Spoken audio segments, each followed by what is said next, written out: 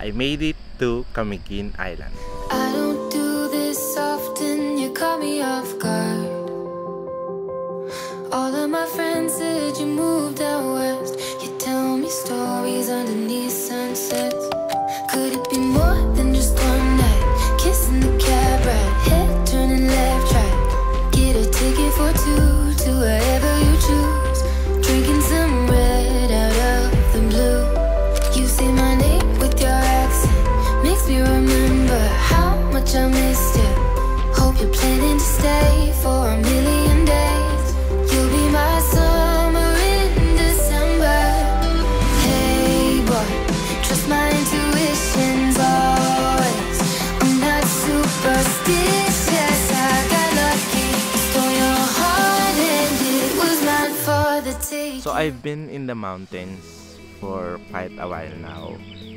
And naisip ko mag-beach para maiba naman. Since malapit lang yung Camiguin from Bukidnon, which where I'm staying right now. And I've heard a lot of good things about the place.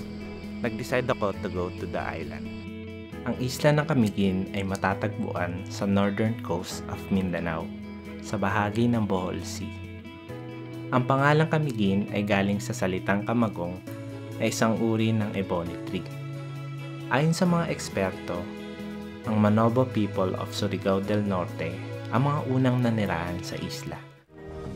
Gaya ng nangyari sa bansa, ang isla ng Camiguin ay naging colony din ng Spain at later on ng Amerika naman. Taong 1598 nang naitatag ang first Spanish settlement sa isla at mula noon pinamunuan ito ng mga Espanyol. Dumating naman ang American troops noong 1901 during Philippine-American War para i-take over yung political administration ng isla. Ayon sa internet, isang grupo ng Camiguinos ang lumaban sa mga American soldiers. Ito ay pinangunahan ni Valero Camaro, ngunit siya ay nabaril sa noo na naging sanhi din ng kanyang pagkamatay. The province has some of the most interesting historic moments and events. At yan ang nagbibigay ng kulay at buhay sa kung ano ang Camiguin ngayon. I stayed in Camiguin for 4 days to explore the island. Yung island is quite small naman kaya hindi ako nahirapan mag-navigate sa area. I actually used motorcycle for roaming around and going sa mga attractions. I started my Camiguin adventure by visiting the Tuwasan Falls. It's one of the majestic falls dito sa island and located siya sa highland na part ng Camiguin. It's a single drop waterfall na may height na approximately 66 feet or 20 meters. Napapalibutan siya ng dense tropical forest and mga malaking rock formations. Yung falls then is known to have cool and clear natural pool, perfect for swimming, especially on hot days. Actually, nag-dip lang ako sa water but I wasn't able to swim kasi sobrang aga and lamig pa nung pumunta ako. I think around noon time yung better time na pumunta dito. But early mornings is best, especially kung ayaw mo ng flock of tourists and kung gusto mong sobrang cold yung tubig.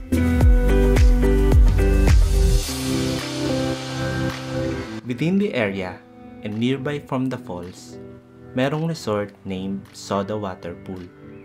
It's a natural spring pool na galing sa volcanic spring. If I'm not mistaken, maraming cold springs dito sa Camiguin. But this resort is different because yung tubig dito is claimed to have natural mineral content, kaya may slight soda-like taste yung tubig dito. Actually, I enjoyed staying here. Yung temperature ng pool is sakto lang, not too hot and not too cold. Very refreshing and relaxing mag-swimming dito. While it's not allowed to drink directly sa pool, merong designated faucet solely for drinking, so the guests will have the experience of what soda water tastes like. Camiguin is one of the most beautiful islands of the Philippines. Pangalawa ito sa pinakamaliit na probinsya sa bansa and nahati yung probinsya sa 5 municipalities lamang. The Camiguin is also often called the Island Born of Fire dahil despite sa small land area nito, it is home for 7 volcanoes. Imagine, mas marami pang bulkan ang Camiguin kaysa sa municipalities nito. For my final stop, pumunta ako sa Tongatok View Deck. It's a spot in the island perched in the cliffside, and kitang-kita yung panoramic views ng napakalawak na dagat. It is very accessible din kasi tabi lang siya ng road. But one thing that you shouldn't miss here is yung sunset. I was here from the time na mataas pa yung araw up until it turns to a beautiful painting. Yung color shifted from bright blue to soft pinks, fiery oranges, and deep purples. Parang show na pinapakita ng island yung breathtaking beauty niya. Just for me, sobrang magical. What a perfect way to cap off the day.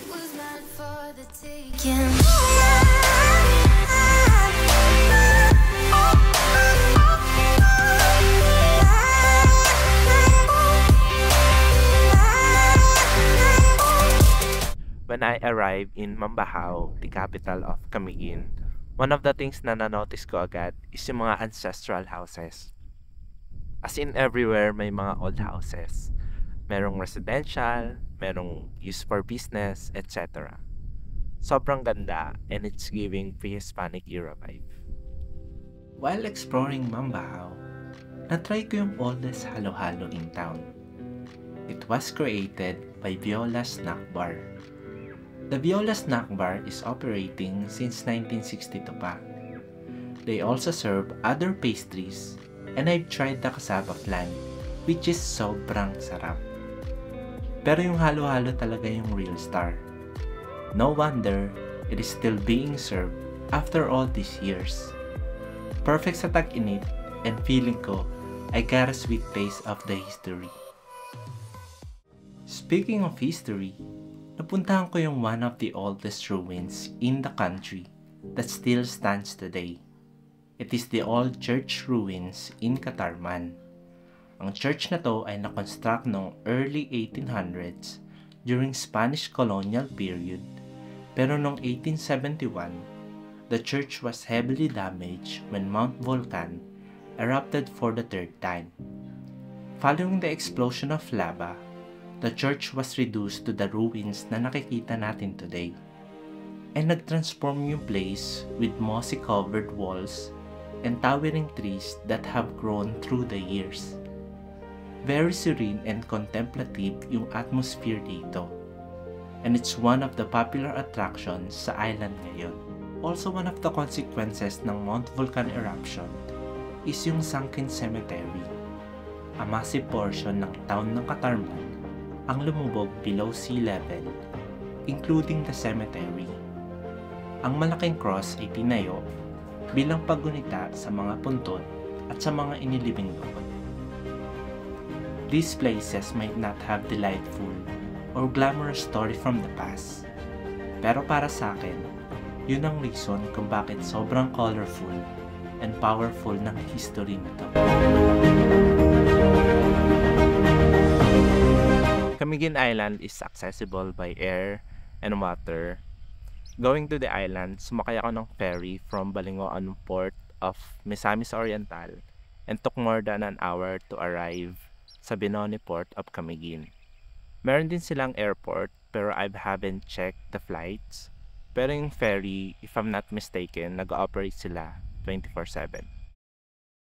Dahil nga ang Camiguin ay isang isla, no question nilulook forward natin yung magaganda nilang beaches. Well, yun naman talaga ang isa sa mga features ng mga islands. I found one in White Island. This White Island is located malapit lang sa coast ng Camiguin. Ito ay pure white sandbar na nag-i-stretch, forming shape of a boomerang, or minsan letter C, depende sa alon. Maganda yung place, uninhabited kaya bare lang siya, walang puno or shades. It's just the powdery white sand and yung turquoise water na sobrang linaw. Yung amazing views ng Mount Volcan and Mount Hibok-Hibok as a backdrop makes it more breathtaking. Napaka-stunning and peaceful ng spot na to.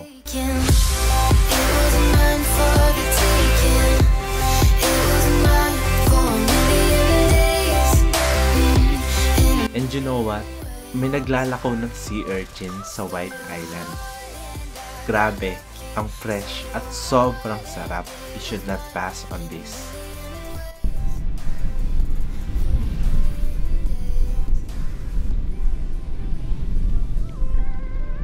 Sarap.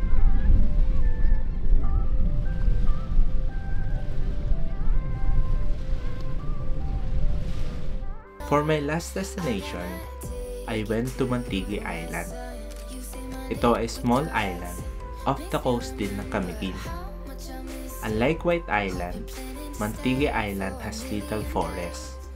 Mas malawak yung area and mas powdery din yung sand dito. Funny story, supposedly cut off na nung pumunta ako. Fortunately, napakiusapan ko yung tourism officers because this is my last day sa Camiguin. Ending, me alongside 7 other people was allowed na pumunta sa island. Honestly, my jaw dropped nung narating namin yung Mantigui Island. Dahil hindi crowded, mas na-appreciate ko yung place. All I can say is sobrang ganda ng lugar. Definitely one of the highlights of my trip.